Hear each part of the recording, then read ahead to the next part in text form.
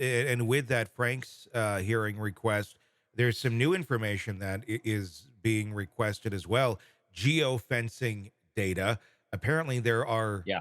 there are three individuals that they have tracked at the time of the assumed murder of when this happened, that were in the location of the actual crime itself.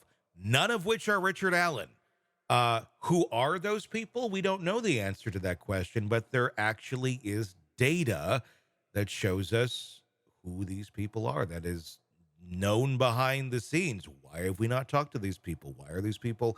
I guess the question is also, who are these people? Are these people that we do know? Are these names of individuals who we've already kind of gone through and they've already written off as not being part of this? Maybe those folks that they conveniently lost the interviews of. It's all up for speculation right now because we Right. just simply don't know the facts. Yeah, absolutely. The the that geofencing data is so important in this. And the thing that keeps striking me with this, again, when you get a gut emotional reaction to something, I always ask myself, why? Why do I have that reaction? What I am observing in the backgrounds from past experiences that give me that reaction. And what strikes me with Richard Allen on this one is and we've talked about this, he does not have the typical, grant doesn't mean isn't an outlier, but he doesn't have the typical behavior and that life arc of someone would have committed this crime. In other words, if he had just killed two girls, Hmm. that is that's not for people that commit murder, especially of children, there's a lot of other behaviors that have led up to it that Yeah. they did, because remember, it happened 5 years prior to him being arrested, correct? Yes. So there would have been other things after that as well Yeah. that they'd be able to draw upon that granted, we don't know what prosecution has right now, but if they can't demonstrate an arc of his life behaviors and how these two girls were not really an outlier from that life arc, it leaves you saying, well, why him? Yeah. Because that's what's really missing here. He doesn't have the typical, as the profilers say, the profile of someone that would commit this because it looks like an outlier in his life. Mhm. Again, this is the subjective person standing back, knowing only what we know from social media and news, but this is a rough one for prosecution in my book, unless they can really open up a lot that we have no idea about. My guess, and this is just my guess, is that once this does go to trial, the biggest thing they're going to try and hang their hat on is the confessions I agree. that he And that made. was But how do you argue that in court? I mean, there are false confessions. It happens very frequently. Um, how do you argue that? How do you convince a jury that, look, this guy was under duress and he made these confessions? How does that work? so I am nowhere near an attorney on these Hmm. things, but what I would for Robin as independent person kind of looking at what I have as behaviors of my defendant Richard Allen, Yeah, I would actually play to the mental health issue. yeah.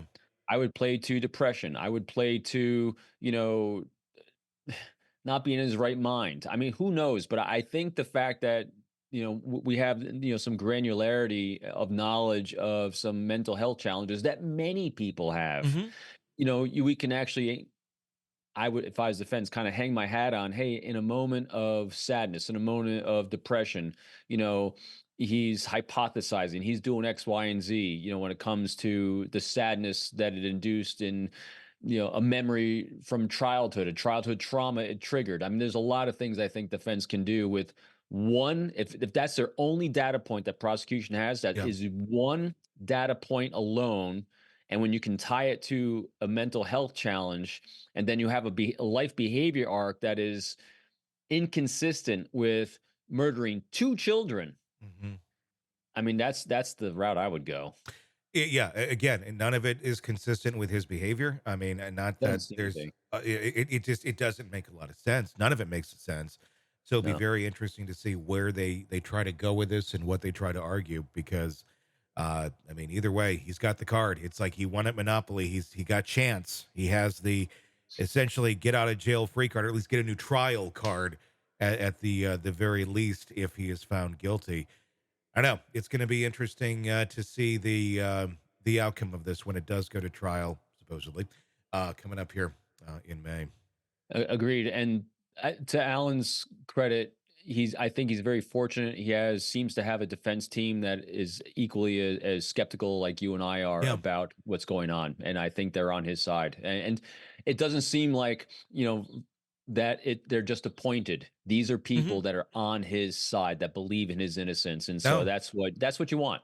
it is. Um, They wouldn't have so been sitting good. there fighting to be back on the trial if they were just like, well, oh, we are got kicked off of this one. I mean, these guys went pro bono and like, we're going to do whatever we need because we Yeah. believe in this man's innocence. Yeah. So, and then we go back to if he is found innocent, who murdered those Who girls? did it? Exactly. Hey, it's Tony Brueski. If you like the podcast, be sure to like, subscribe, and press that bell so you don't miss any of our updates on the cases we're following for you right here at the Hidden Killers podcast from True Crime Today. And thanks